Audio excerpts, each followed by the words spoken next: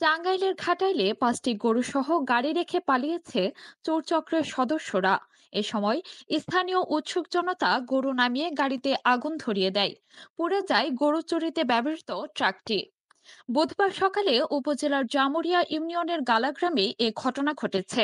ঘাটাইল থানার ইন্সপেক্টর তদন্ত সজল খান বিষয়টি নিশ্চিত করেছেন। স্থানীয়রা জানায়, ৫টি গরু বোঝাই একটি মাঝারি ট্রাক রাস্তা দিয়ে যাওয়ার সময় অস্বাভাবিক আচরণ করতে দেখা যায়। এলাকাবাসীর সন্দেহ হলে গাড়িটিকে ধাওয়া করে। পরে গাড়ির ড্রাইভারের রাস্তা পরিচিত না হওয়ায় গাড়িটি জামুরিয়া ইউনিয়নের আঞ্চলিক সড়কের গালাগ্রামে প্রবেশ করে। এ সময় স্থানীয় লোকজনদের জমায়েত দেখে গাড়ি রেখে ড্রাইভার এবং চোরের দল পালিয়ে যায়। পরে স্থানীয় উৎসুক জনতা গাড়ি থেকে গরু নামিয়ে গাড়িতে আগুন ধরিয়ে দেয়।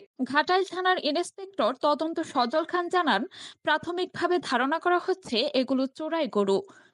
চোর চক্র হয়তো কোথাও থেকে গরু চুরি করে নেওয়ার সময় ধরা পড়ার ভয়ে গরু রেখে পালিয়ে গেছে।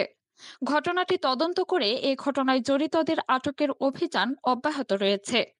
এখনো পর্যন্ত গরুর মালিকের খোঁজ পাওয়া যায়নি। প্রাথমিকভাবে গরুগুলো এলাকাবাসীর হেফাজতে রয়েছে।